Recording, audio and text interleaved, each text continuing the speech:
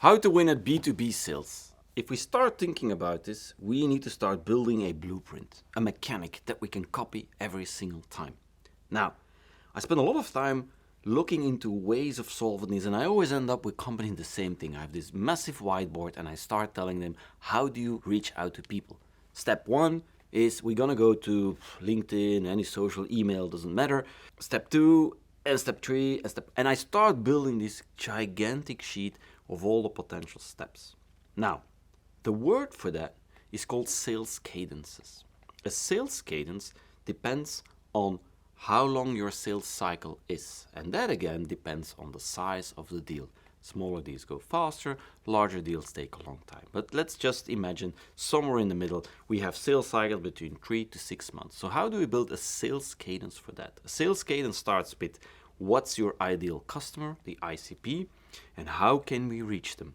Step one is I need to craft a message and I will try to, for instance, connect on LinkedIn. But what if they don't connect? Well, then I'll wait 3 days and I'll go on email. And that is how I basically construct a whole flow. And so what you do is in the beginning you have about 5 to 7 steps in kind of media you go to, what's the message you send, what if they say no, there is no reaction, which is also a no. How many times you go back. Sales cadences can take from 3 months over to a year. What's the biggest mistake people make when they make one of those things is that they go like, I send a message, 3 days later another message, 3 days later another message, and you know all of that. You haven't had it in your inbox. You go nuts with that. I believe in a value-based approach, which means you're not the sales, but you take a lot more time to do something. That means I'll send message 1, I'll wait on purpose a bit longer, 5-6 days, then I'll send message 2, which is going to have a different content than 1.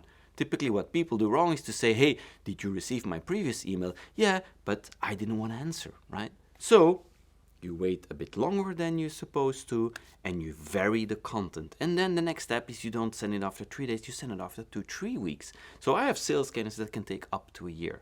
It's about building trust, it's about getting the conversation. If you do that in a higher volume, that means you reach out to a lot of people, that is how you win.